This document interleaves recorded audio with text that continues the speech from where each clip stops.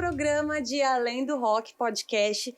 Não com as histórias que vocês já ouviram falar, da galera comentando todas aquelas entrevistas com os mesmos assuntos. Não, não, não. Aqui a gente vai falar do backstage, do backstage, do backstage. Uma coisa que você nunca ouviu falar. A gente vai entrar em vários assuntos. E para começar, para estrear com chave de ouro, pé direito, um cara, gente boa pra caralho. Meu parça na música aí há anos que a gente divide palco e estrada aí desde CW7. Vamos lá então com vocês, Esteban Tavares! Yay! Vamos, estúdio! Aplausos, aplausos! É. E aí, Mia? Tudo Caramba, certo? Quanto tempo que a gente não se vê. Muito tempo, muito tempo. Você já falando desde a falecida MTV, né? Pois é, nossa, falecida... 10 anos já, 10 anos. 10 anos, 2023, 2013, foi ali, né? E a gente se conheceu, acho que foi... A gente tava nessa conversa, né? Se foi num show que vocês estavam, se a gente tava tocando junto. Sim. Mas foi na época que tava bombadando. Nossa, gente, os shows da Fresno na época...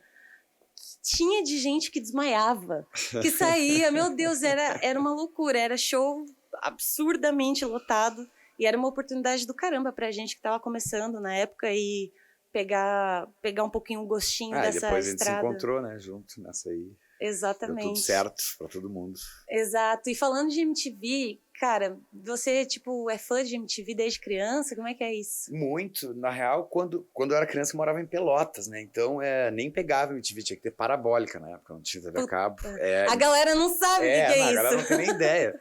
A galera nem usa mais TV a cabo hoje também. Pois é. Mas eu me lembro que eu ia pra Porto Alegre, pra casa de uns parentes meus, eu levava uns VHS e gravava a programação inteira da MTV. Nossa. Tipo, MTV raiz. Gastão, Casé, Thunderbird, enfim. Passava Beavis e Butthead, né? Cara, eu vou te dizer que foi antes do... Eu lembro que o Beavis e Butthead, quando estreou, já tinha TV a cabo. Tô falando coisa que eu devia ter 10 anos, 92, assim, eu devia ter 10 anos de idade. Porra. E eu me lembro que eu gravava a programação sempre da MTV. E por muito tempo da minha vida, na real, a MTV era aqueles 4 VHS que eu tinha. Que eu assistia repetidamente, assim, porque... Caramba! Era muito diferente, né? Eu morava numa cidade que pegava só a Globo, assim, né? Não tinha mais que isso. Então, quando chegou uma TV de música, que ainda eu na época gostava, eu ainda gosto, mas na época eu era um fervoroso metaleiro, assim. Eu me lembro de ter os Fura Metal do Gastão gravado, assim, eu passava assistindo aquilo em loop muito tempo. Então, a MTV, pra mim, foi... Não digo que a MTV foi responsável por começar a tocar, porque eu já tinha âmbito, assim, de querer ter um instrumento, tocar. Mas eu acho que o que me levou pra depois, ali na adolescência, dizer, não, eu acho que eu vou fazer isso aqui mesmo e vou tentar só isso aqui mesmo, foi culpa da MTV. E, né, dando um pulo no tempo, assim... Eu meio que tava certo, porque quando a gente chegou em São Paulo, foi a MTV que abriu pra gente as portas, assim. A MTV é maravilhosa, velho. Era, né? Infelizmente, né? E na época sem assessoria de imprensa, sem gravadora, sem nada. A gente chegou, bateu na porta. Tinha que mandar fita beta. Tinha que mandar fita Aquela beta. fita grossa é menor que uma fita VHS. E ainda tinha que mandar o disco junto, né? Porque não interessava ter uma música boa e um clipe bom. Eles tinham que saber como é que era a banda, ainda tinha essa. Mas eu me lembro que foi super bacana, assim, toda a convivência que eu tive da MTV... Desde fã... eu cheguei a trabalhar na MTV, né? Eu cheguei a fazer... Rapaz, sério? Eu fiz 6 meses do Rock Go, depois que o Bonfire e o Bianchi saíram. E teve mais um trampinho que eu fiz lá. Eu apresentei alguns furos da MTV quando o Bento Ribeiro não podia. Olha que massa! Porque na real eu morava do lado, né? Puta, e era um tesão qualquer ir lá, problema né, que dava, cara? eles pensavam, qual cara que a gente vai ligar que mora mais perto que vai aceitar? Aí eu... E você já fala pouco bem, né? Então a galera já te colocava. A galera me botava lá, eu fiquei um tempão lá com eles, assim. Fiz muitos amigos da MTV, na real. Que eu mais... Até hoje a gente convive, né? O pessoal da MTV antiga...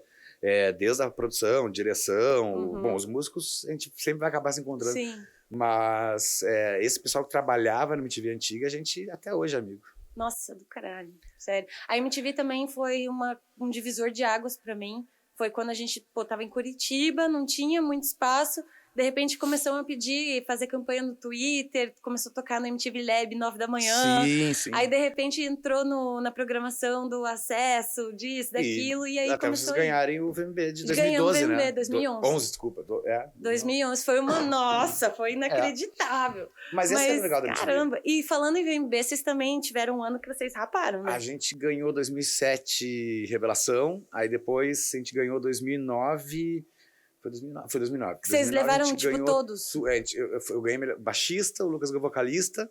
Até era eu, o Lucas, o Duda e o Martim, que era da Pitty na época, o Martim ainda tá. Aham. Que foi a banda do ano, e teve mais uma coisa que a gente ganhou aquele ano, que eu acho que era... Bah, não me lembro das categorias, mas eu sei que foram 4 prêmios, acho que era a melhor banda pop, uma coisa assim, que não mas era foi a um banda do absurdo. ano. Aquilo foi um absurdo. Foi um Vocês absurdo, assim. lavaram o VMB. E teve mais um VMB, acho que foi 2012, que eu me lembro que era um...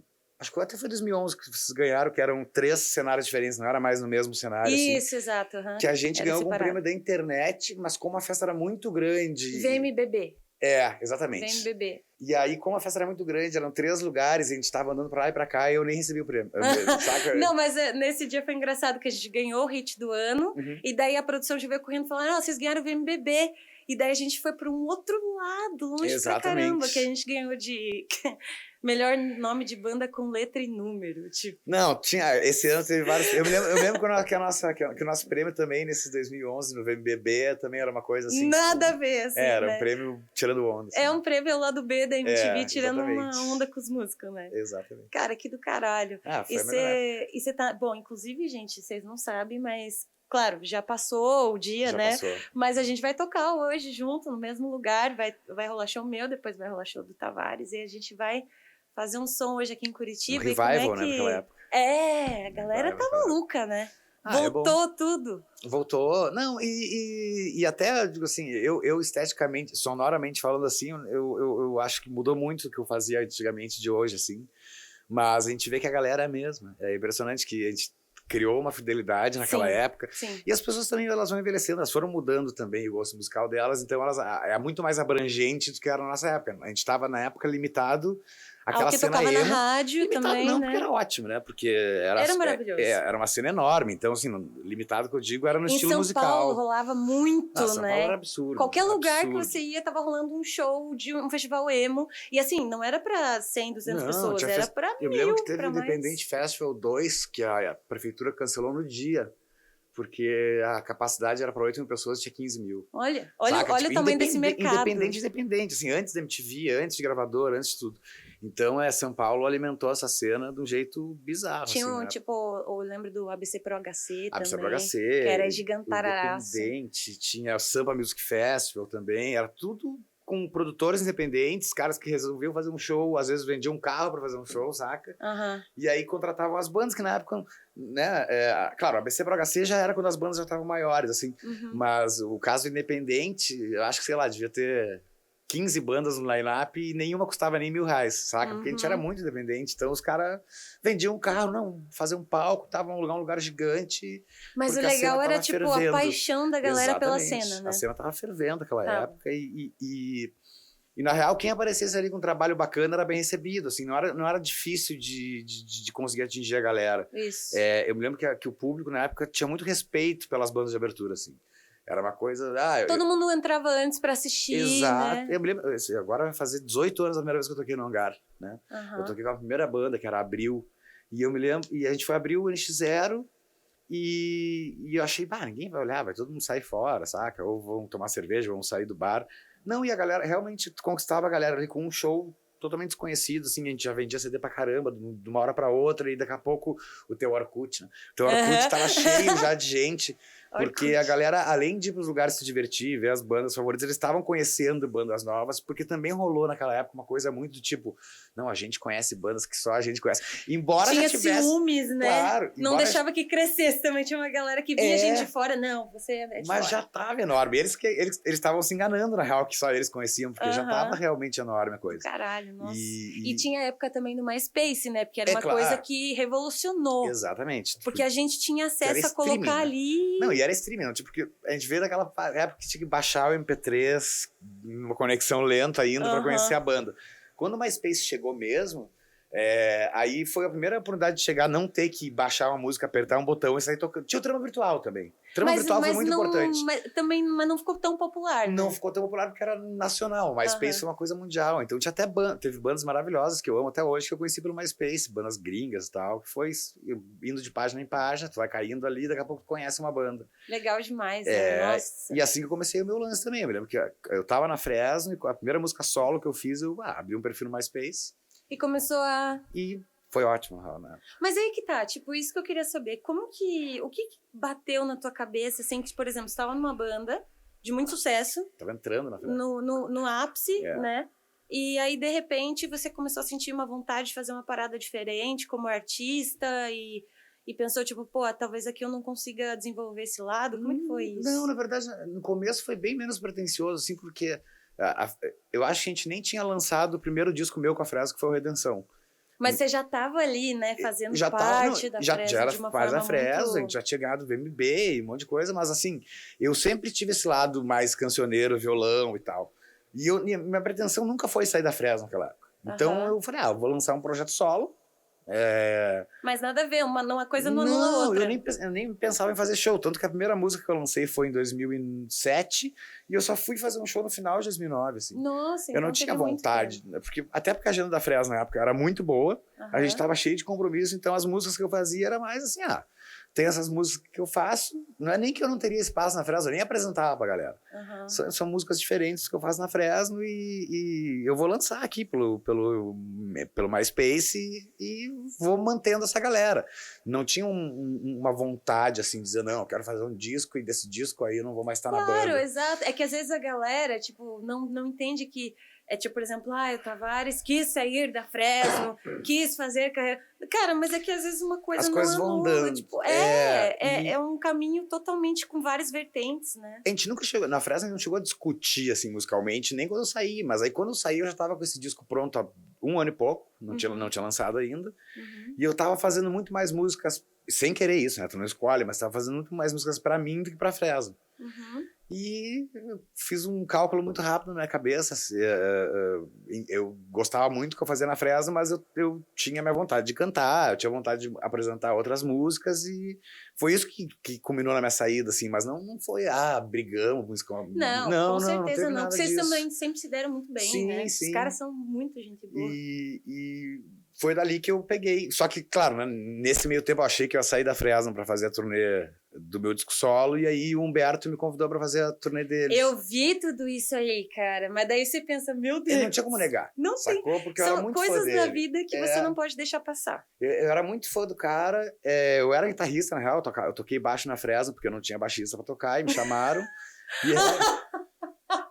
Né? Aí tem baixo, pode ser, baixo, então tá baixo. E eu falei, minha chance de tocar guitarra de novo na vida, assim, e putz, muito fã do Humberto, a gente já tinha feito uma música juntos, assim, sem se conhecer pela internet, tal, lançado essa música, e assim que, sei lá, deu 2 meses que eu saí da Fresno, ele falou, tô a fim de fazer uma turnê, com banda de novo, tá afim, tinha saído da Fresno pra trabalhar no meu disco, mas aí eu pensei, não tem como... Cara, eu não posso negar, Imagina se o Tavares do futuro pensasse, cara, como que eu deixei pra trás? Não deixaria passar, não. Possível. Aí eu fiquei 3 anos com o Alemão, até que um dia eu cheguei pro Alemão e falei, cara, eu preciso fazer meus shows, preciso divulgar minhas músicas, eu vou sair, mas... tá tudo certo, isso aí é super de boa do Humberto, sim. Mas assim, só um adendo, né? Você fez uma turnê com um cara que você é fã. Que eu sou sou tatuado, né? Então, eu sou assim, muito fã do Humberto. Imagina, que absurdo e tem coisa que eu nunca vou esquecer, assim, tem um DVD que vai sempre estar lá, entendeu? Eu sempre vou poder ver aquele show de novo, Teve lembrar da minha vida. Teve uma indicação ao Grammy também, né?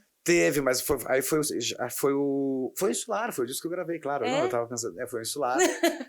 Gente, ele esqueceu que foi indicado ao Grammy. Na verdade, não era nem eu, né? Como o Humberto era de Sassuolo, era o Humberto que era indicado. Então, pra gente, assim, nem passou pela cabeça isso na época. Nossa, mas você fez parte desse projeto, sim. Certo? Não, e até agora.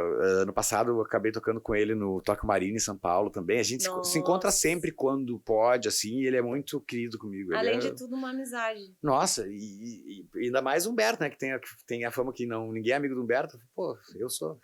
O cara é meio, tipo... Não, ele é tímido. Ele é tímido. Só tímido, a galera acha que ele é... Não, mas é só tímido, na real. Eu consegui abrir essa porta com ele, assim. Você vê como as coisas acontecem na hora certa, cara, no jeito certo, é bizarro isso, e foi muito doido, porque ele veio falar comigo, né? Eu não tinha nem coragem de falar com o Humberto, né? Não ia chegar e chamar ele e dizer assim, oi, tudo bom? Eu tenho esse trabalho aqui e tal.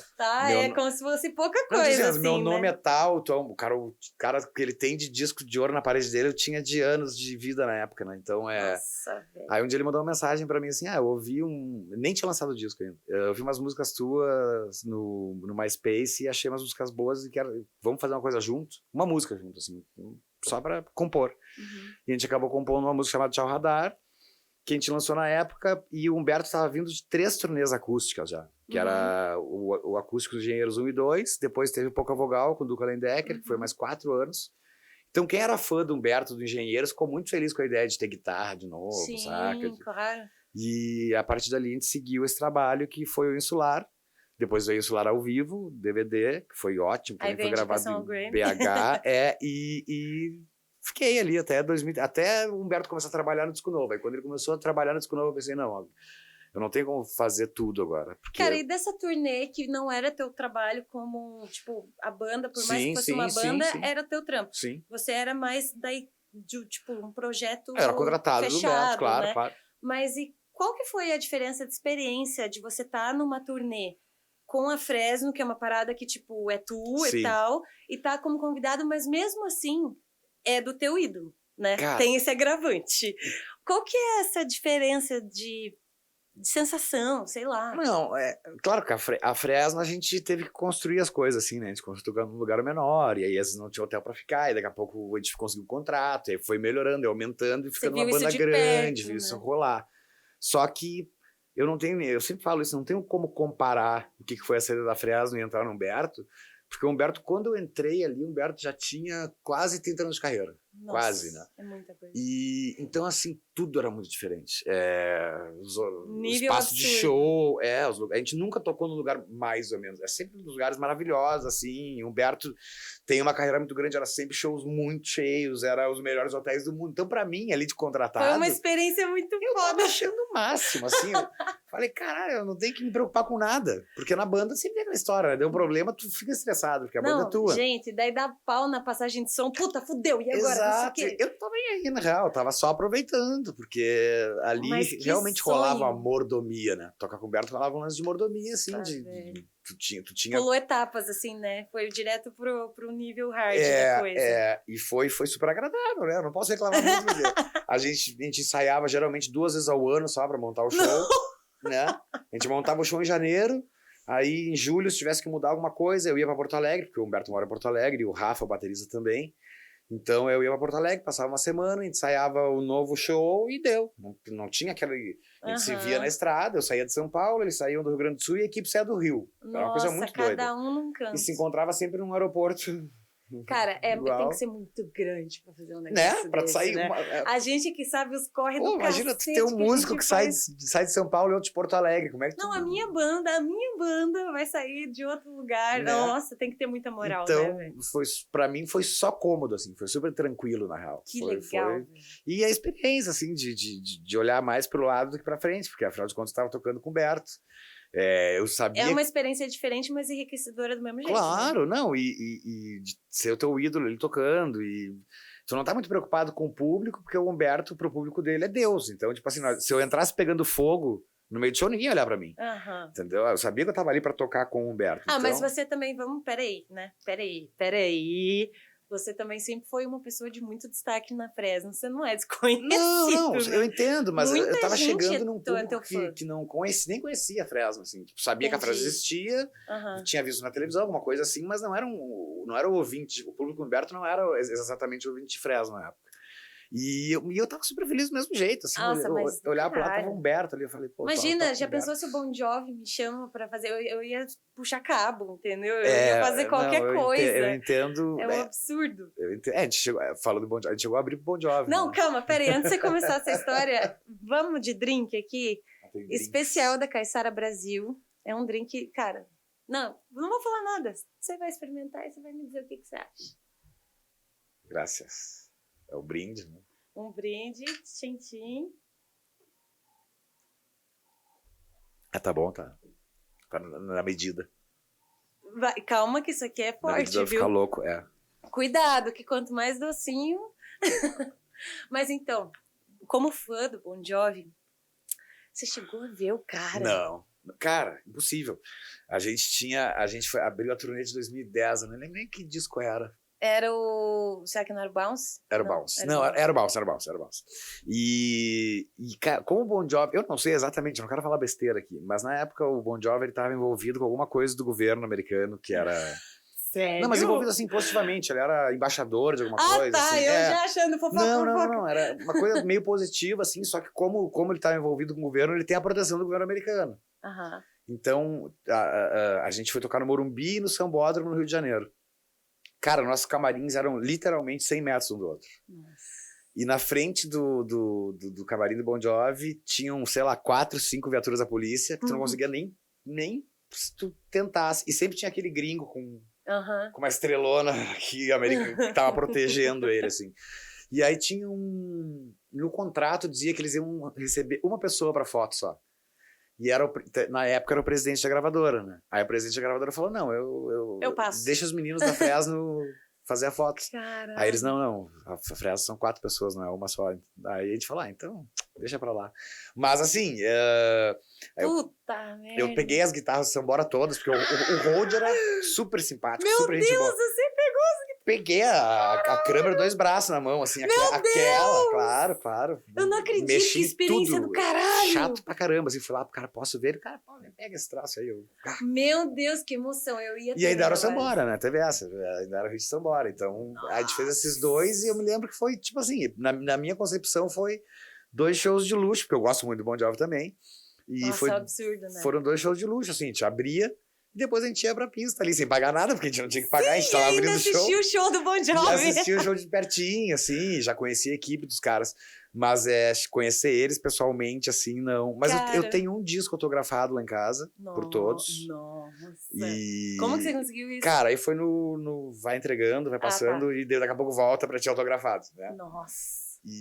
Mas foi o máximo, assim, não... Todas as bandas que a gente abriu, legais, a gente sempre teve um contato, assim, mas o Bon Jovi era uma coisa impossível. Cara, então, deixa eu te contar uma história do Bon Jovi na minha vida. Eu fui fazer o Coca-Cola FM de repórter lá no Rock in Rio, em 2013. Daí entrevistei Mark Ramone, o Noodles do Offspring, sabe? Pô, uma galera tremendo na base, né? Tipo, meu Deus, os caras. E aí ia ter show do Bon Jovi no sábado, acho. E óbvio que não dava nem pra chegar perto, né? Só que a gente tava com a credencial da Coca-Cola, que eu não sei por que os caras que cuidavam do camarim do Multishow falaram que, tá tudo bem. É a credencial da Coca-Cola, tá tudo bem. E eu e o batera da minha banda, na época que foi comigo, a gente ficou ali na entrada dos camarins. E daí passou o Chad Kroeger, passou a galera, daí veio conversar um cara comigo, carequinha, assim, com um colete cinza, mas ele tava tomando água numa taça. Eu pensei, esse cara deve ser alguém. Ele tá aqui no backstage. Tomando água numa taça, né? Tomando água numa taça. E o cara ficou me alugando ali, falando umas coisas, e eu tipo, cara, o Bon Jovi vai chegar a qualquer momento, sai daqui, sabe? Eu, não posso falar com você agora. Daí chegou uma hora que liberou tudo, não tinha ninguém, só tava eu ali fora, ali no cantinho. Não tinha mais ninguém, daí veio uma moto de polícia, daí uma outra moto de polícia, e eles saíram da moto e saíram, e ficou tudo silêncio. De repente veio uma caminhonetona preta, sei lá se era uma Hammer, sei lá o que era. Eles andam cada um num carro, eu me lembro. Que tinha um cara, eu fiquei assim, pode ser, né? Eu juro por... Mano, o Bon Jovi, o John Bon Jovi, abriu a porta do carro na minha frente, cara. E do outro lado eu vi bem rapidinho, tava o David Bryan. E aí passou do outro lado e o Bon Jovi, John Bon Jovi, simplesmente abriu a porta na minha frente. Eu tava com a câmera na mão, tava com credencial, tava arrumada, porque eu tava fazendo entrevista o dia inteiro. Ele olhou pra mim, ele só cumprimentou com a cabeça, passou, e ele meio que até ficou esperando, sabe? E passou e foi entrando, e eu travei. Mas é normal, né? Não falei nada, eu tava com tudo na mão, e eu só, ele tava de costas, eu só falei, John... E pra ajudar, eu cheguei no hotel, depois do show, tudo tava reprisando na Globo o Rock in Rio. Aí o batera me ligou e falou assim, liga na Globo agora. Eu falei, o que foi? Liguei, cara, o cara da água lá, coletinho cinza, cabelo raspadinho, com o microfone na mão, falando, I'm not crazy, I'm just a little head of Rob Thomas. Viu? Experiência que a gente perde porque tá esperando o Bon Jovi. Mano, o cara todo solista, trocando ideia, e eu, não, velho, no time, bro. Que bosta. Coisas que acontecem por causa de John Bon Jovi. Pois é, situações. Mas e o Humberto Gessinger, tipo, você era muito fã, mas você teve alguma experiência de momento fã seu, assim? Com o Humberto? Não, com alguém? algum outro artista que você teve Todos oportunidade bons, todos de... bons, assim. Que você tremeu na base, assim? Vá. Sempre teremos na base quando é um cara que eu sou fã. Independente se é daqui, se é dos Estados Unidos, se é da Argentina, não interessa. Eu sou fã do cara, é óbvio que eu vou ficar... Então você é fã mesmo, Sou, não. Porque eu sou muito fãzinha, às vezes eu fico pensando, o cara não perde a admiração, assim, só porque tu virou músico. E principalmente de caras que tu sonha, e até hoje eu queria ser que nem eles, assim, né? Então Mas eu tenho uma sorte que eu nunca tive más experiências com quem eu sou muito fã, assim. Sempre fui muito bem recebido. Uhum. Sempre fui muito bem tratado, assim, porque tem uma galera que, infelizmente, pega uns caras errados, a pessoa tá num dia ruim, sei lá, alguma coisa assim, e tem uma experiência ruim do ídolo. E daí acha que é só aquilo, né? E é uma linha que tu tem que entender também que tu tá ouvindo a música do cara, ele não é RP. Às vezes, sabe, tipo, não é todo dia que ele vai chegar, nem nunca te viu na vida, vai ficar trocando uma ideia contigo, que ele nem tem ideia de quem seja. Mas eu me lembro que a gente abriu o Kine em 2009, eu sou muito fã do Kine, e eu consegui entrevistar o Kine pra MTV. Porra! Eu nunca achei no YouTube essa entrevista, impressionante, acho que... Mas eles estão digitalizando a MTV antiga, então pode ser que isso aí reapareça. Pô, que massa, sério, não sabia. Estão digitalizando. O Hermes e Renato começou com o Hermes e Renato isso aí, porque os meninos conseguiram os direitos. E aí eles estão redigitalizando agora o Rock Go, quem sabe as coisas a MTV vira um super canal do YouTube com a programação antiga.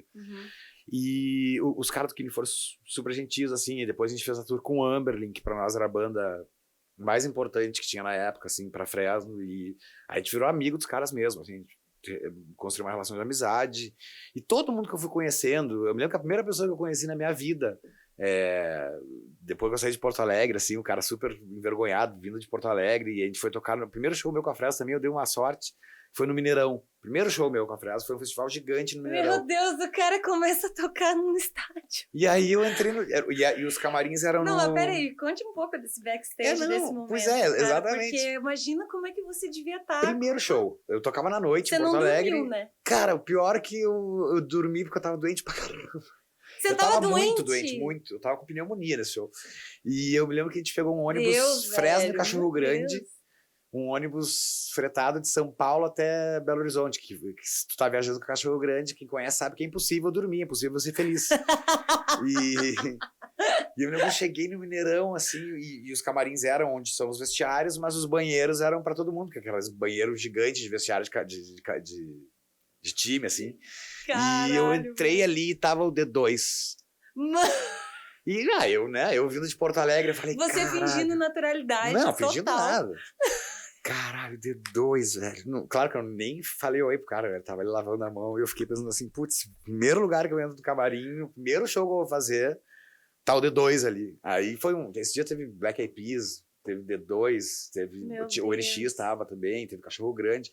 Era o festival da 98, acho que era a rádio. Nossa, a melhor coisa é show de rádio, né? Era bom, era bem bom, assim. Porque é sempre muito cheio, era muito bom. Grande. E a gente acabou tocando nesse festival 2 anos, mas a primeira pessoa que eu vi na minha vida, depois que eu entrei numa banda que tava no show meu, foi o D2, assim, que eu já era fã desde criança até adolescente, mas aí eu também tinha um certo, tipo, não vou falar nada pro cara, o cara não sabe nem quem eu sou, eu com esse meu cabelo estranho que aqui. massa, velho, você, tipo, ser fã do cara, de repente, pô, tá tocando. Aí lá a gente conheceu o Samuel, que foi super, também, conheceu o pessoal do Skank, conhecendo o pessoal do Jota Quest, que pra mim era uma coisa... Nossa, o pessoal do Jota Quest, gente boníssima. Mas pra mim era uma coisa que eu nunca ia ver na vida, sabe? Tipo, eu achava que eu ia ficar lá em Porto Alegre o resto da vida, nunca conhecia essa galera. Pô, mas isso que você falou, Porto Alegre o resto da vida e tal...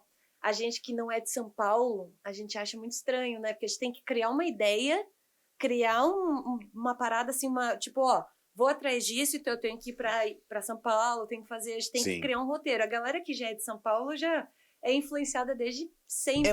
Parece mais fácil, né? Eu digo assim, parece mais fácil no sentido que quando eu fui pra São Paulo e comecei a andar com a galera, assim, né, do meu meio, foi muito fácil conhecer pessoas que a gente considerava mega famosas, assim.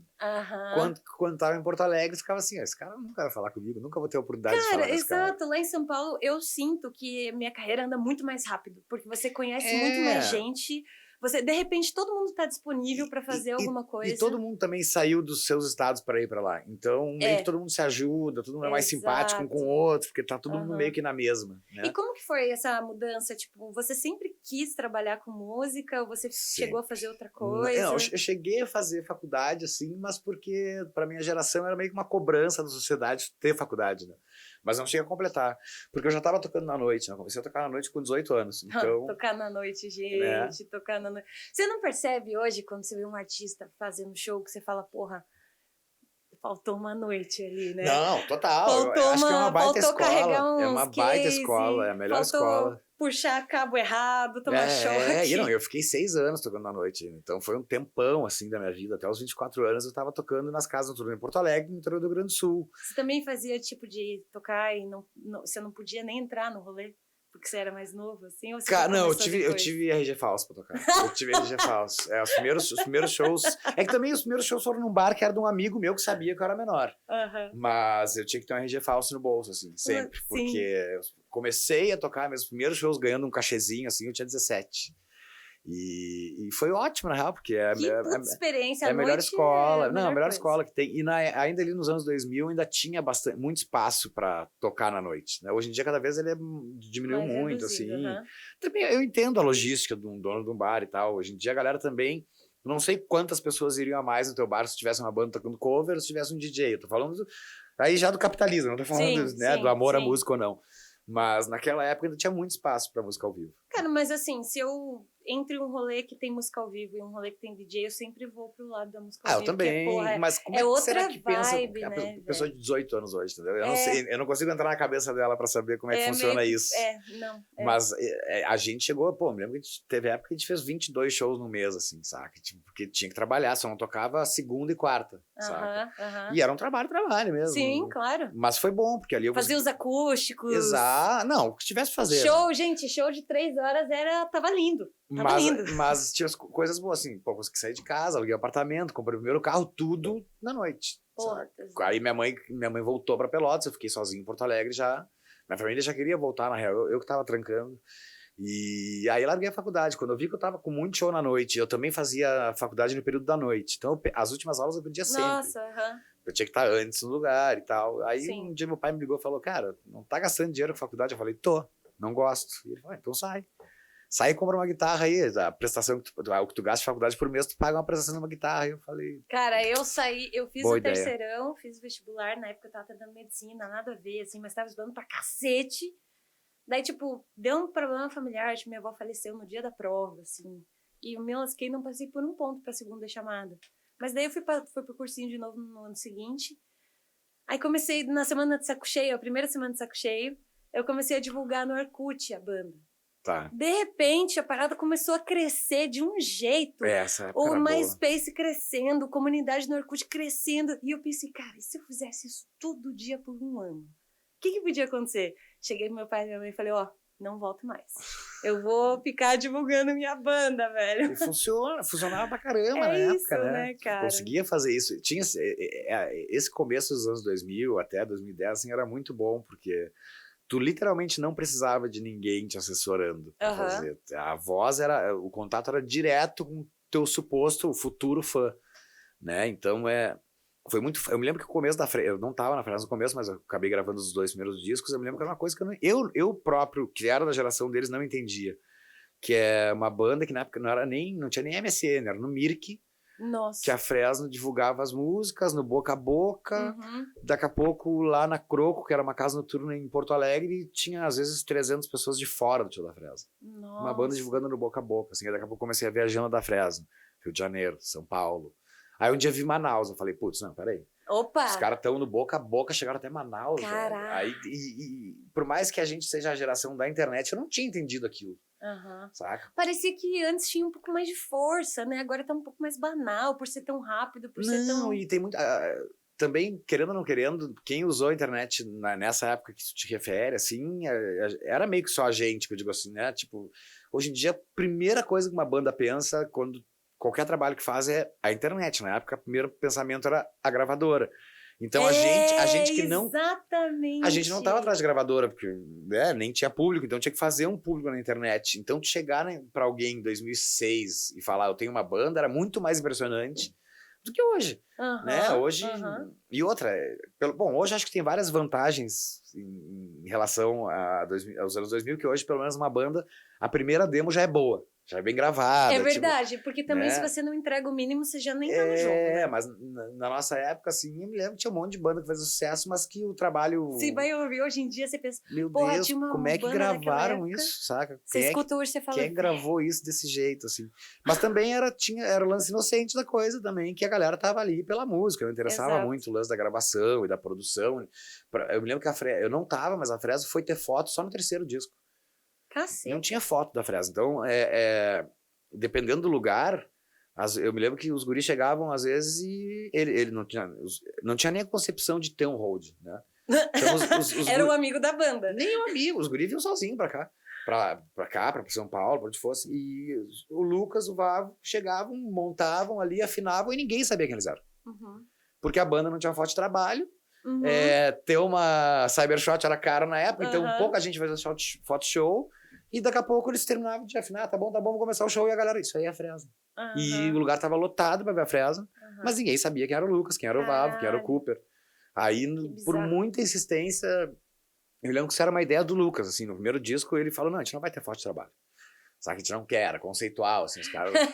E aí, no terceiro disco, assim, que foi ter uma foto de trabalho da banda. Foi logo, um pouco antes do Leso sair e eu entrar. Que foi a primeira foto mesmo de trabalho da banda, que a cara do pessoal ficou mais conhecida e tal, porque nem isso precisava, na real. Precisava da música e aquilo meio que se espalhava organicamente. Uma pessoa gostava, mandava pra outra, ia mandar pra outra, e daqui a pouco a Fresno tava rolando, o NX0 tava rolando, tinha outras bandas da época, o Additive tava rolando. Aí tem bandas mais antigas que a gente, né? O Reitinho, Days of Days, enfim, já rolavam com essa cena em São Paulo. E você hoje tendo uma carreira solo, como é que você vê a internet? Vindo desde aquela época que, era boca a boca e vocês faziam acontecer. Como que você, se consegue entrar nesse universo? Eu acho que eu aproveito muito daquela época ainda. Porque também a gente é meio, né, essa nossa geração é meio conhecida pelo pessoal que desbravou esse buraco que tinha, que até então era o buraco que era a internet. Então eu tenho uma certa sorte de hoje em dia conseguir entrar nas redes ainda pelo que eu fiz no passado. Sim, o Twitter também você é muito presente. Agora vai acabar, né? Do jeito que eles estão tratando o Twitter. Que o cara vai tirar o verificado de todo mundo. Era pra ser ontem. Eu olhei hoje e eu falei, ué. Eu ainda tava, eu fiquei, não sei. Mas eu acho que foi muito... Ainda é uma sobra daquela época que a gente desbravou o lance da internet. Mas assim... Mas tipo TikTok, essas paradas novas aí. Não tem. Cara, não é nem que tenho preguiça, eu não gosto. Eu pensei, não entender. Mais uma rede, eu vou enlouquecer, porque já tem... Pô, o Twitter já me tirou muitos anos de vida. Né? O Facebook eu abandonei há 10 anos, mas o Instagram tá ali, tá, beleza, tu faz tá ali porque tem que estar ali, né, velho? Mas o TikTok eu sei que é super importante, mas que nem o que eu ia complementar dizendo assim, que se eu tivesse que começar hoje, e depender da internet, eu não saberia o que fazer. Saca? Tipo, porque como é que eu ia vender do jeito que a gente vendia naquela época o material? Eu quero dizer assim, eu tenho uma banda. Hoje em dia tu tem que ter um pacote inteiro. Você tem que estar fazendo um espetáculo. A gente tinha ali um IRC, tinha, sei lá... Hoje, pra você lançar um clipe, por exemplo, você não dá ali você lançar um clipe simples hoje. Não, na época que a gente começou a lançar clipe, nem existia essa câmera 24 frames digital, gravava tudo em fita, com qualidade de acampamento, assim. Né? Então, isso era um clipe maravilhoso na nossa cabeça. Hoje em dia, putz, um clipe mais ou menos a galera já fica meio... torce o nariz e tal, porque não é que baralizou, barateou, né? Tá mais acessível. Hoje um celular filma faz um clipe que nem uma rede, tranquilo, né? Então, eu me lembro que o primeiro clipe que a gente fez com a Fresno ainda foi em filme, 16mm, gastamos uma grana violenta, era caríssima na época, e nem ficou bom, porque a gente não tinha dinheiro pra comprar muito rolo, então não dá pra comprar 3 rolos de filme. Aí no final das contas... Quanto tempo assim, que é cada rolo? Cara, eu nem tenho ideia. Eu entendo mais de rolo de gravação de música. Agora, eu nem rolo de gravação de música antes, a galera gravava em fita E aí eles cortavam, tipo, ó, por exemplo, quer editar ali, era cortado na mão com fita mas tinha que ser uns durex caras muito ali. bom, porque eu cheguei a gravar em rolo de fita e não tinha um técnico. Você tá ligado, o Mainar, né? Sim, sim. Então, ele gravava nessa época, ele gravava em fita, ele via falando tal, que era pôr no durex ali e tal, um negócio bizarro. E exatamente isso, colar uma fita na outra para continuar o take da bateria. Uhum. Mas eu ainda peguei uma época da fita que o estúdio que eu ia nem tinha um técnico pra cortar a fita. Eu tinha que acertar o take ou voltar. Que merda. Né? Mas assim, voltando esse lance da Fresno, a gente gastou dinheiro em 16, nem 35, era 16 milímetros. Tinha que contratar ator, grua, caramba. Hoje pega um drone e faz... ele tá ali, né? E foi uma grana violenta quando a gente olhou o clipe e a gente falou, puta merda, não era nada disso que a gente estava imaginando, mas ao mesmo tempo nem tinha como ficar vendo numa telinha o que estava acontecendo, né? Não tinha como voltar o filme ali e tocar. Merda, velho. Mas a gente passou por essas, assim. Mas faz parte dessa... Tem uma boa história pra contar, claro, né? Eu me lembro que o primeiro clipe que a gente gravou com essas Canon, assim, já das digitais, foi em 2010. Foi o primeiro clipe mesmo, assim, que, putz, nossa, parece cinema. Não, isso aqui é uma tecnologia meio nova. Tá? Eu tenho duas Canon. O Daniel Ferro falou pra mim, não, eu tenho duas Canon, a gente não tem muito roteiro, mas eu acho que eu vou pra estrada com vocês, vou filmar o bastidor da estrada, e aí virou o clipe do Desde Quando Você Foi. Foi a primeira vez que a gente usou o digital pra fazer... Hoje a galera faz em casa um clipe, né? Não, é um absurdo. Bota um fundo verde aqui, não, faz hoje um clipe todo da mundo Rihanna é em casa. editor, todo mundo é comentarista, todo mundo... Cara, tá muito acessível essa parte artística para as pessoas, né? Antes era tipo uma gravadora em punho, o que você ia ouvir na rádio, o que você ia estar na TV. Sim. Hoje não tem, hoje é terra de ninguém. Hoje todo mundo pode tentar e fazer. E mas sabe que isso aí também gera também vou falar uma coisa horrível, mas também é a geração. Pode falar. A minha geração é a geração multimídia, essa geração é a geração multimerda, porque. Não, porque na real, um monte de gente pode ser filmmaker. Caralho! Um monte de gente tem gente hoje que tá no colégio, é psicólogo de TikTok, entendeu? Obrigada! Sacou? Então é legal, vai ter o espaço ali, vai ter isso, vai ter aquilo, mas sabe de tudo, mas meio que não faz nada direito, entendeu? Não, e cara, como que você vai embasar uma opinião de acordo com o que a pessoa tem de referência de uma coisa que ela nem sabe onde ela leu? É que o problema é que ter muita informação faz achar que tu sabe demais as coisas, na verdade tá meio errado isso, porque tu não consegue absorver toda a informação que a gente tem hoje em dia. Exatamente. Né? A não ser que tu vire aquela pessoa solitária pra caramba, que vai viver num computador o dia inteiro, e aí também tu não vai conseguir dispor pro mundo. Então, quem sabe muito vai ficar trancado, o resto vai saber um pouquinho de cada coisa. E acabou que também, por isso que eu falo de geração multimerda, porque eu vejo um monte de gente que não tá apta pra fazer os trabalhos, fazendo trabalho e com uma vida feita, assim. E ganhando uma grana. Não, sou diretor, tá, mas o que tu faz? Não, eu tive dinheiro pra comprar umas câmeras, eu chamei minha equipe. Entendeu? Saca? E já se coloca num patamar de, você me respeita e tal. Cara, não é assim que constrói, não é comprando. Mas a internet também nos enganou sobre isso, assim, porque, querendo ou não querendo, hoje em dia tu faz uma coisa que vai irritar no TikTok, vamos dizer assim. Qualquer coisa, que seja o cara jogando futebol, enfim. Ele vai ficar milionário se ele irritar no TikTok, e aí na cabeça dele, quem é que vai dizer pra ele que ele não é importante também? Sacou? Sendo que o resultado tá ali na mão dele. O resultado tá ali, e a vida dele tá melhor que a minha, quem sou eu pra falar dele, entendeu? Mas aí que tá, eu acho isso foda, porque, tipo, por exemplo, eu estudo piano desde que eu tenho 8 anos, que eu tinha 8 anos, né? E até agora, e estudo teoria, fiz aula de canto por muitos anos, sabe, presta atenção nas paradas e tal. Aí, de repente, uma pessoa que nem não tem nem estrada de noite e tal, e daí dá uma sorte de fazer um negócio viral, explode, começa a ganhar uma grana de publi, começa a vender as coisas, começa tudo. Você fica, caralho. Mas é que o One Hit Wonder eu até entendo, assim, aquela galera que faz um sucesso e consegue exposição e tal. Mas o que tá acontecendo, eu acho, nessa geração é que, às vezes, assim, tu faz uma coisa legal e obrigatoriamente tu é legal depois, entendeu? Tipo assim, qualquer coisa que essa pessoa fizer, a gente vai gostar. Então, o senso crítico, ele foi um pouco por saco, mesmo, assim, saca? Mesmo, tipo, não, mas eu vou ouvir, porque o cara é famoso no não, TikTok. olha o tanto de seguidor que ele tem. Entendeu? Tipo, não é mais a questão se eu vou ouvir é bom ou não. Não, esse aqui é aquele cara daquela música X, aí tá, mas essa música não tem nada a ver com a música X, mas é legal, o cara tá com seguidor. Não, o cara tá todo bombando. Todo mundo gosta. Tá bombando. Então, caralho, faz muito sentido isso. Na verdade, o número de seguidores e de views é o carteiraço hoje em dia. Não é mais o trabalho em si. Né? O trabalho... Vamos dar um exemplo, tá? O Luva de Pedreiro, tá? é do caramba, o cara ia lá, fazia carismático dele, carismático, se divertindo. Mas quantas mil vezes ele vai chutar uma bola e fazer um gol, entendeu? Tipo, até onde isso vai ser interessante pro resto da vida, entendeu? Exatamente. Tipo, porque no começo eu achava legal também. Não tô falando que eu não acho legal o cara, nada disso. não, eu digo assim, achava legal o conteúdo que se fazia, mas... Tá, sim, mas não tem uma novidade, não já tem uma foram construção, 2 né? mil chutes no gol, e aquele goleiro, coitado, tomando o gol dele. Saca? Ninguém fala Ninguém do dá bola pro goleiro. O goleiro Ninguém não tem contrato, o goleiro não tem plaquinha do YouTube, o goleiro não tem R$1. E se o goleiro pega um vídeo que não foi pro ar, que ele tá fazendo Só uma puta defesa? Todas as defesas do goleiro, vai ficar mais famoso que o Luiz Pedreiro. E então é isso que eu fico, saca? Tipo, tá, até quando esse cara vai ficar chutando essa bola no gol? Porque que porra, né? Cansa, velho? entendeu? Tipo, vamos. Depois eu vi que ele trocou de empresário, teve isso, teve aquilo, beleza, ele faz propaganda, não sei o quê, mas no final das contas, o trabalho dele é ir lá e dar aquele chute lá. E falar, receba! Quantos mil recebas, entendeu? Porque se a gente fizer uma música parecida com a outra, já cai na nossa cabeça. Meu Deus, vote em Esteban Tavares para presidente. Imagina se eu fizer 10 discos inteiros com a mesma música. Não, sabe? a galera, não tem nem versão, não tem essa não, velho. Vai acústico de novo? Vai se fuder. Exato. Não, eu fiz isso na pandemia, eu lancei um acústico, tipo, acústico, violão e voz, e a galera, pô, na pandemia não tinha o que fazer, não tava lançando um trabalho novo na pandemia, você não podia fazer turnê.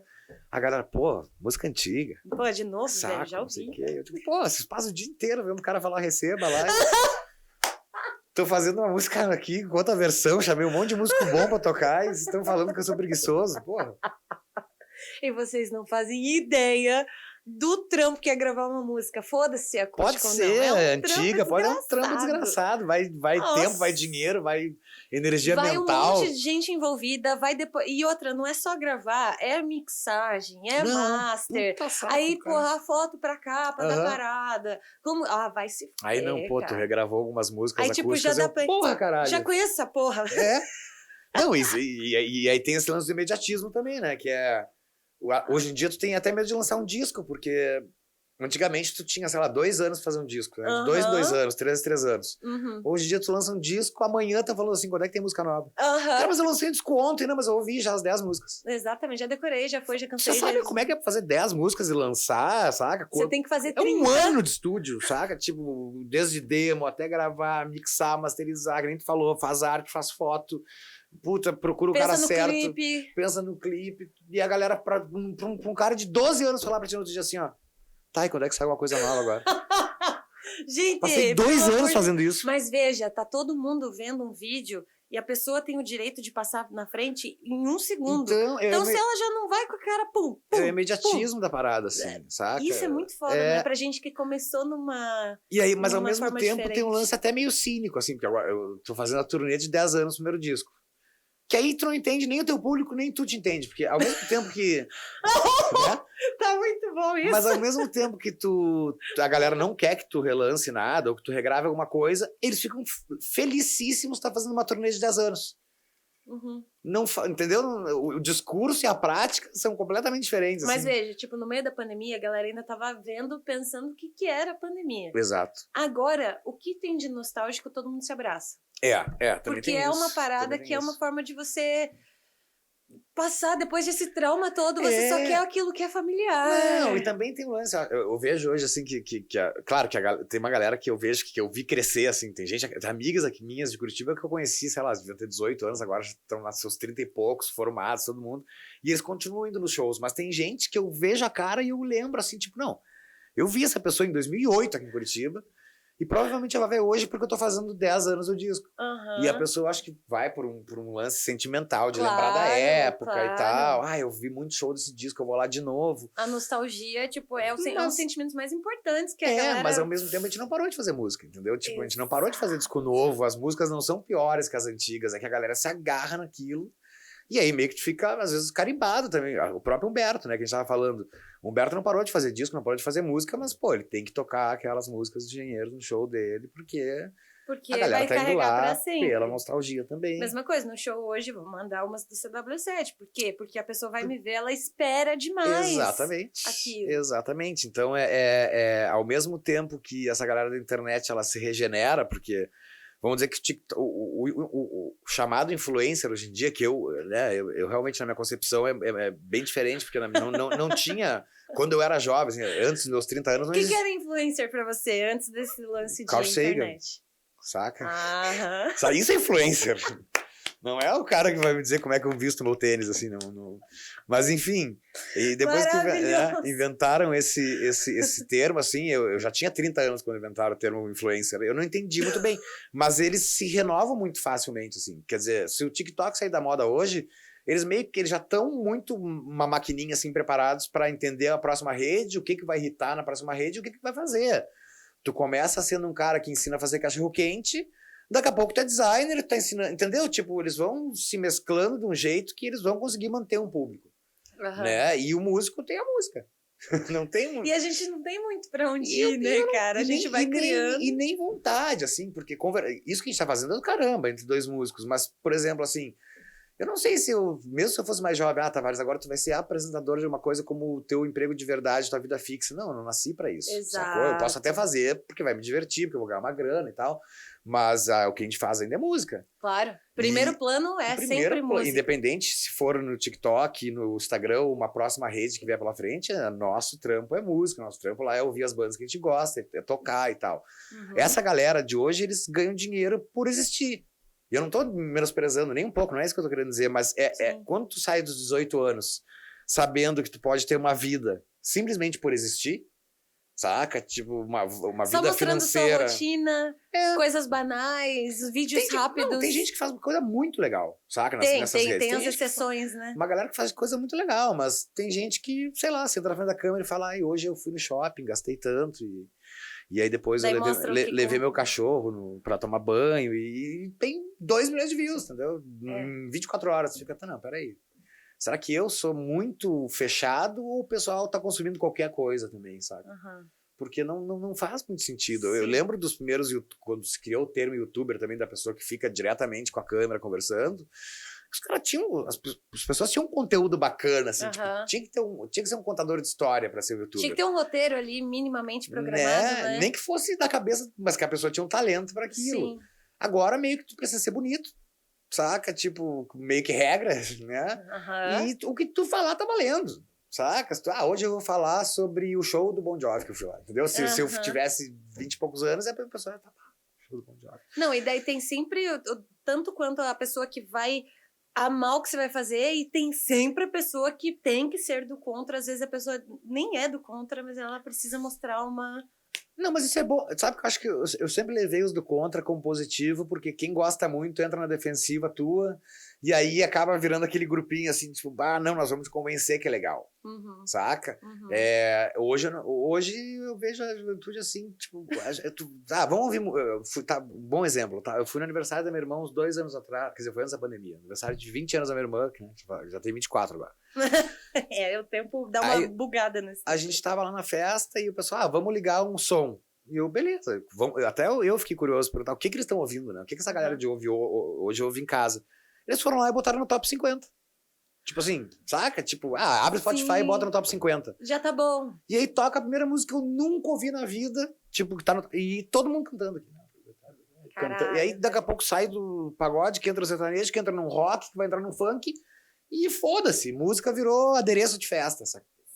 Tipo, deixa tocando ali no fundo. E tem milhões de ouvintes mensais essas playlists, absurdo. Então qualquer música que entrar ali vai viralizar de alguma forma. Exatamente. Aí eu falei assim, é a rádio hoje, né? Que era a rádio antes pra gente, que tinha que pagar o jabá. Mas, pô, quando eu tinha 20 anos no aniversário, eu levava um monte de CD e falava assim, não, vai tocar isso aqui hoje. Tipo, e os amigos levavam os discos e tal, vamos ficar ouvindo. Não, hoje em dia a galera tá meio que...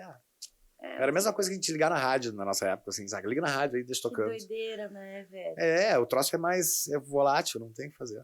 Mas, de qualquer maneira, isso não muda a nossa percepção da música, né? Não, a gente sempre vai buscar fazer a parada do jeito de sempre. Inclusive, se não tentar, aí a gente vai estar ajudando a matar também, né? Exato. Porque se a gente que tá aqui já há um tempo fazendo, e na verdade cada vez tem menos jovem músico, pelo menos na nossa área, se a gente não tentar, a gente vai entregar tudo que a gente fez de mão beijada e que vai ser assumido por, sei lá, por youtuber, Mas, ó, eu tenho muita fé no projeto tradicional da música, que é lançar o produto, fazer turnê em cima desse produto, passou o tempo de turnê, pensa no produto novo. E não esse negócio de solta, vê, testou, não deu, apaga, faz outra. Eu acho bem preocupante isso aí, na real. É porque, foda, na verdade, principalmente pra gente que tá acostumado com o formato disco, assim.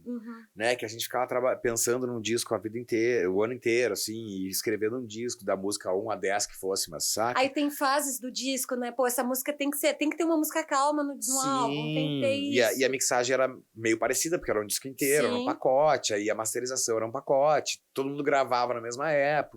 Sim. E hoje o lance do single, ele... O single, antes de eu nascer, o single era muito popular, né? O vinilzinho pequeno, aquele que tu mandava pra rádio uma música só. Mas eu não tive... Não é que eu não tive boas experiências, né? A gente sempre, na verdade, começou com single porque a gente não tinha dinheiro pra gravar disco, no começo da Fresno. Então gravava uma música de cada vez e lançava. Era isso e tava ótimo. Ok, é o que dava pra fazer, mas depois que tu te acostuma com um disco, que tu vai lá e faz um trabalho como se fosse escrever um livro. Tu não vai lançar um capítulo a cada 4 meses do livro. Perfeito, né? Esse exemplo. Tu vai fazer um livro, vai entregar na mão da pessoa inteira, ela vai pra casa ler. Dá uma parte do ápice, a parte da calmaria, pode... Né? É igualzinho uma peça de teatro. Perfeito. Então a gente começou a apresentar as coisas pela metade. E o meu medo disso, na verdade, também é que, às vezes, aquela coisa gravadora, ou que tu escolhe para ser o primeiro cartão de visitas, que vai demorar uma semana ou um mês até o próximo single, seja muito discrepante do resto. E aí o pessoal não entenda o que tu tá fazendo.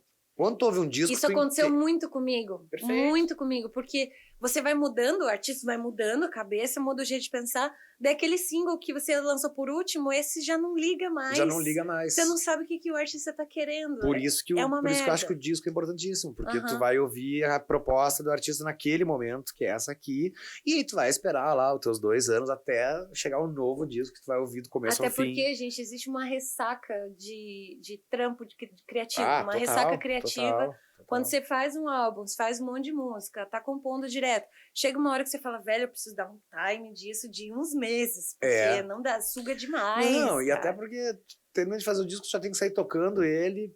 Não é hora de terminar o disco, voltar pro estúdio, sacou? Não, e começar outro disco do zero, assim. Tá louco. Mas a demanda hoje no mercado é meio que isso, né? Tipo, lança aí. Tá, beleza, faz 2 meses já, tá na hora de começar a fazer coisa nova. Porra, como assim? Nem descansei. Queria estar tocando, do queria estar mostrando esse disco. O Scott Weiland do Stone Temple Pilots, ele falava uma coisa muito boa, que era, o meu sonho era, que eu gosto de tocar ao vivo, né, mas meu sonho era lançar disco que nem livro. Lança 2 anos, depois tu fica em casa, ganha dinheiro, que na época ainda rolava isso na música, e depois de 2, 3 anos tu lança outro livro. Porque era sempre assim, né? E aí tu faz, sei lá, eles faziam 30 shows por turnê no máximo. Saca? Estados Unidos, basicamente, e depois voltavam pra casa, curtir o dinheiro que eles tinham ganho. Uma parada que eu não gosto também é esse lance, tipo, gravou, no dia seguinte tem que mixar, no outro dia você manda pra massa. Cara, o ouvido tem que dar uma baixada, você tem que ter esse timing. E o mercado tá tirando cada vez mais esse timing precioso da fonte. Até porque a música cada vez menos ela é orgânica, né? Tipo assim, o que é sucesso, por exemplo, hoje em dia é bateria eletrônica, o baixo programado. Virou música de tecladinho de churrascaria, assim, né? Não... Pode até ser pejorativo que eu tô falando, mas tá tudo ali, não tem mais aquela história do, putz, eu quero tal baterista, eu quero tal bateria, eu quero tal equipamento pra gravar o disco. Porque... Essa pele da bateria que soa dessa forma. Na real, nem interessa a maioria da galera isso aí. Né? Qual mic que vai captar? Mas, por outro lado, por exemplo, olha o bom exemplo da Billie Eilish, né, que fez tudo em casa, só que o irmão dela é um gênio. Sim. Não, o cara é um gênio, mas aí também é um ponto fora da curva, na real. Não dá, velho. O cara é um gênio que sabe trabalhar sozinho em casa, mas também, assim, quantos gêniozinhos desses nascem no mundo? Daí não dá, tipo, porque daí qualquer produtor vai pensar, porra, se eu gravar em casa aqui, tá de boa, o cara fez. Calma aí. Não é bem assim, não é bem assim, não é bem assim. Mas e falando nessa questão de produção, você é produtor também, por ser multi-instrumentista e tudo mais, toca todos os instrumentos praticamente. Toca, batera, baixo... piano, guitarra, baixo, violão é derivado da guitarra, ou vice-versa, guitarra é derivado do violão. Mas teu instrumento mesmo é guitarra? Guitarra, e aí você produz para outros artistas também, né? Sim. E você costuma colocar, tipo, tua identidade ou você respeita mais a parada do artista? Como é que é isso? Cara, não, pra gravar comigo é bem chato, na real. Porque você já tá gravando com você porque quer a tua... Eu acho que, na real, por muito tempo se vendeu a imagem do produtor no Brasil como engenheiro de som, na verdade. Tipo assim, esse cara é um bom produtor. O que ele fez no meu disco? O cara tirou um som bom. Não, isso não é produtor, esse cara é engenheiro de som. Exato. Né? Um bom exemplo que eu posso dar de disco que eu fiz, que eu tenho muito orgulho de ter feito, foi o Verniz da Zimbra. Os caras chegaram lá em casa, eu falei, velho, mostra as músicas no violão. Saca? Perfeito, o Mainar fala isso sempre. A música, se funcionar no violão, não outra, funciona de qualquer jeito. Chegava pro Pedro, que é o batera, e falava, esquece a bateria que tem na tua cabeça. Chegava pro Vitor e falava, esquece a guitarra que tem na tua cabeça. Nós vamos começar uma música do zero. Vocês têm a composição. Como isso aqui vai ser gravado, tudo que vocês tinham de ideia até agora, vocês botam no lixo. E nós vamos montar uma música a partir daqui. Então, se alguém quiser fazer um disco comigo, é assim. Porque... senão, eu até acho que eu tô roubando grana dos caras, entendeu? Porque, tipo, não, tá certo pra caralho. Porque aí dá pra dizer pros caras assim, pega esse dinheiro, vai no estúdio muito melhor que o meu, pega um engenheiro de som bom e faz do teu jeito. Exato. Entendeu? Exato. Porque eu sempre falo pra quem me procura, quer gravar comigo? Não é que vá ser do meu jeito, do militar, assim, não. Não, mas, cara, você tem o teu estilo, você não vai se adequar, você não precisa. Não, né? Tipo assim, tem que estar aberto, eu vou dizer, assim como eu vou estar aberto pra contra-resposta de vocês, mas assim, se vocês quiserem fazer do jeito de vocês, eu conheço 1000 estúdios maravilhosos, melhores do que aqui pra indicar. Eu sei o que eu falo pra todo mundo. Sabe? Eu posso e talvez você ganhe, até economize, né?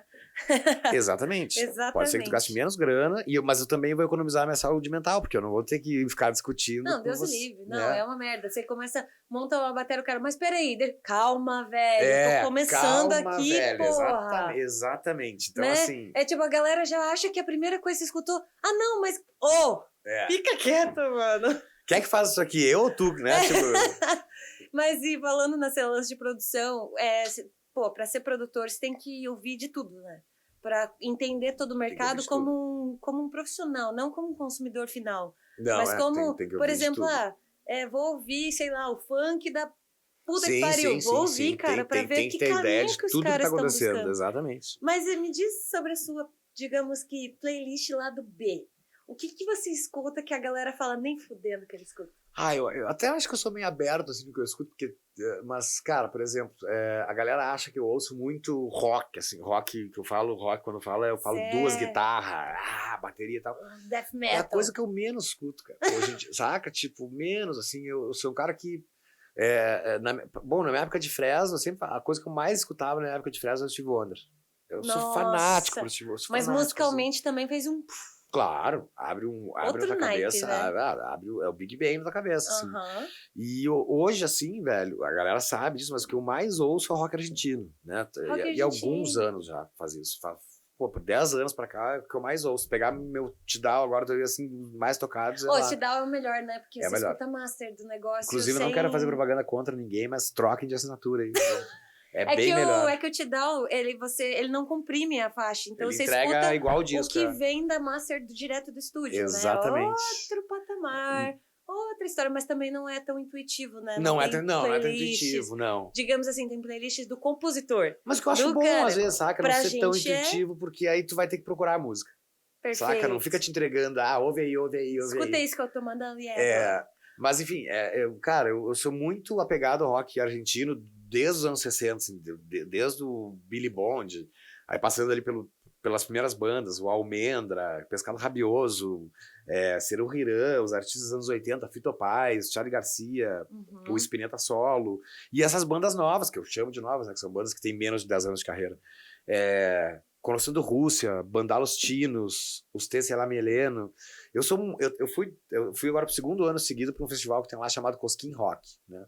Aí eu até achei engraçado que a galera saiu no Jornal da Globo lá em São Paulo, Lollapalooza bate recorde de público na Billie Eilish, 104 mil pessoas. Cara, o Cosquim Rock é um festival de rock argentino, não tem banda de fora, nada. São 2 dias, são 107 bandas nos 2 dias. E são 110 mil pessoas por dia pra ver rock argentino, longe pra caramba de Buenos Aires, 700 quilômetros de Buenos Aires. Cara, como a galera abraça a cena, né?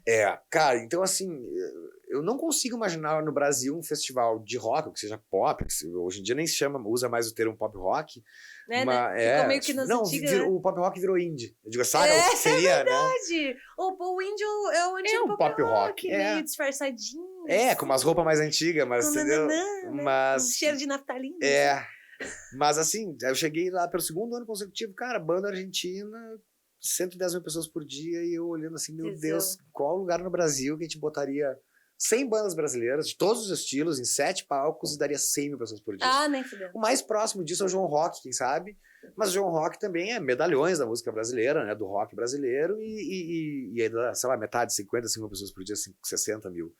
Então não tem tanta abertura para outros artistas menores, não tem. Quer dizer, não é nenhuma crítica, às vezes, porque eu também o lado comercial, tem um horário. Mas hoje em dia passa na televisão, a partir do momento que começa a passar na televisão, a televisão começa a influenciar também quais são as escolhas. Exatamente. Né? Eu vi o Planeta Atlântida passar por isso. Né? O Planeta Atlântida era um festival de rock no Rio Grande do Sul, da Rádio Atlântida. Não, enorme, né? Eu lembro. Mas que tocava só o que tocava na rádio. Não tinha artistas de fora. Exato. Tipo assim, se a rádio toca Titãs, vai ter Titãs. E aí, quando o Multishow entrou na parceria, não tem mais. Pelo menos no momento em que é transmitido na TV o festival, não tem nenhuma banda que tá ali que toca na rádio. Caralho. Não é banda da programação da rádio. Só que a rádio viu ali uma oportunidade de expandir a marca pro Multishow. E aí, quem acaba escolhendo as bandas é basicamente o Multishow. Claro. Então, quando a TV entra nesse tipo de coisa, assim, meio que profana aquela coisa pura, que era a ideia inicial do... Não, a gente quer fazer um festival aqui pro pessoal ouvir as bandas da rádio.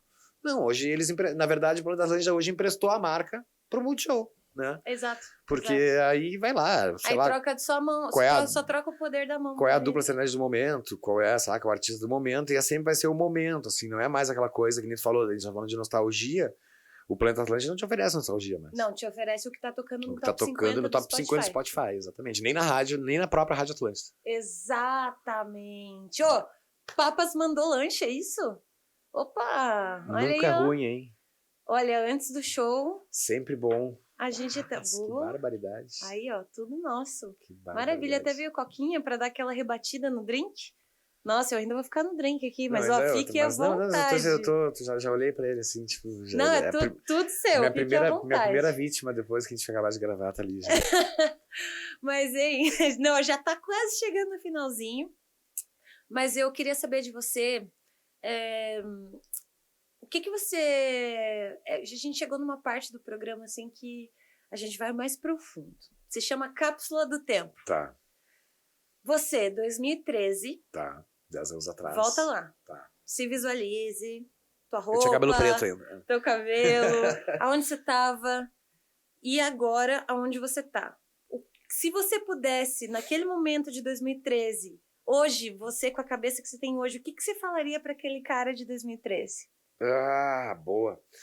Cara, sabe que eu, ao mesmo tempo que eu me preocupo com muitas coisas de como vai ser minha vida, às vezes eu sou meio que no automático, assim, a vida vai me levar e eu vou chegar em um lugar.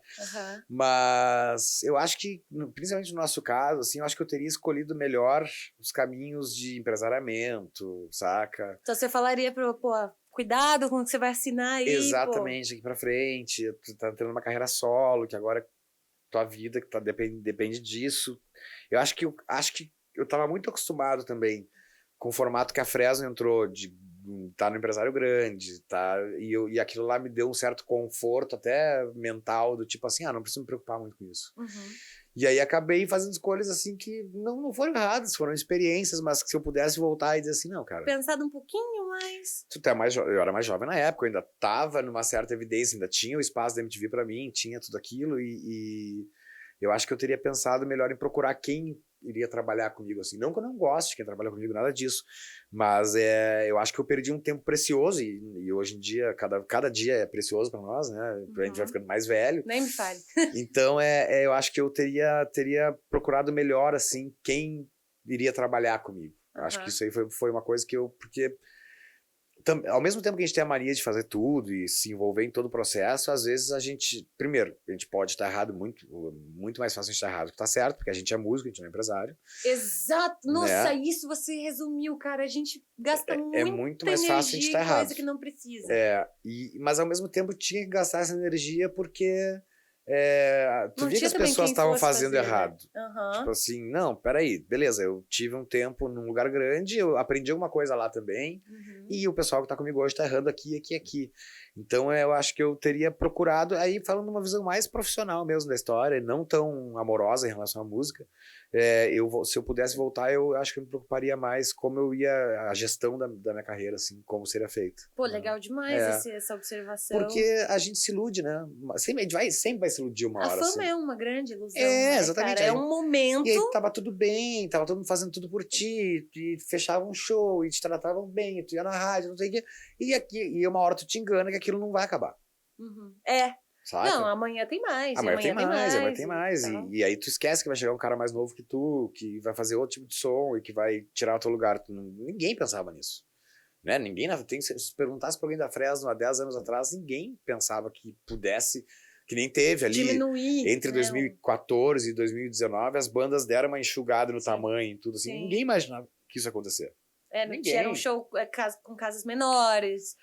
Mas pra mim projeção... nunca foi problema, assim. Mas claro, digo eu acho que até a própria Fresno, na época, se a gente tivesse, quando saiu do Rick, porque a gente saiu por opção nossa do Rick, a gente tava muito rebelde, no sentido assim, a gente não quer mais empresário, saca? A gente cuida. Não, que baita cagada. Como a gente não tem como cuidar dessas coisas. Ser valentão, assim, uma coisa a gente não tem como fazer isso. Então, eu acho que o conselho que eu daria pra mim é, cara, continua fazendo música e deixa quem sabe fazer esse lado business fazer, porque também eu não nasci pra fazer o lado business. Tá certo, pô, legal demais essa observação. Mas agora a gente vai pro outro lado da cápsula.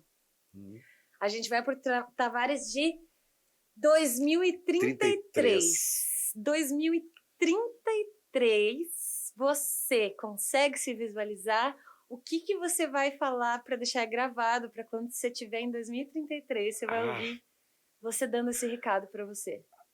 Daqui pra 2033, espero que eu pare de fumar. Fala assim, Tavares, eu espero que esteja vivo. Espero que esteja vivo. Espero que tu pare de fumar, espero ter um filho. Você quer ter um filho? Eu quero. Sempre quis, na real, né? Só que a vida é muito doida. E se o filho quiser ser músico, fudeu?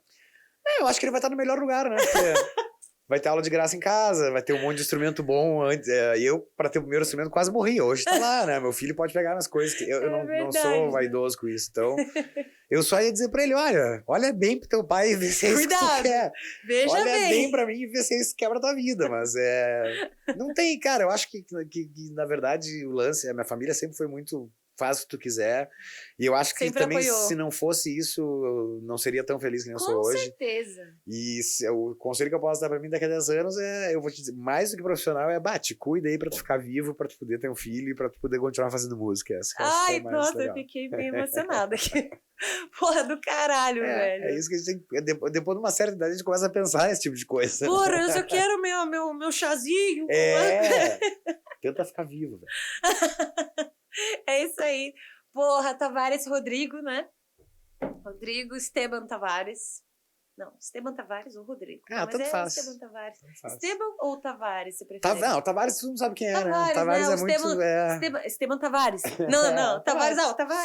Todo mundo conhece. Tavares, nosso primeiro convidado aqui no Além do Rock. Foi um prazer. Que delícia enorme. de papo. Pô, bacana demais. Muito super massa. Bom a gente vai bater um rangão Agora e depois sim. nós vamos tocar. Agora nós vamos. Eu quero agradecer ao Papas também, que proporcionou esse lanche pra gente. Quero agradecer a Caissara Brasil pelos drinks. Inclusive, tem presentinho pra você da Caissara Brasil. Olha aí, ó. Eu que aí, não gosto.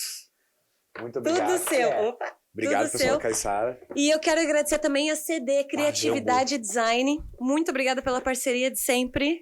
E aí, ó, esse negócio, esse jambu, você tá ligado, né? Conheço bem. Mas tem que, você tem que deixa encher a boca dormente. E você tem que fazer um bochecho, tem que... Não, vou, é bom. Deixa pra mim que eu vou saber aproveitar bem. Não, pra aquecer a voz, isso aí, ó, é uma beleza. Gente, muito obrigada, não esquece de seguir a gente... Não esquece de seguir a gente nas redes sociais, se inscrever no canal, dar seu like, compartilha e até o próximo episódio.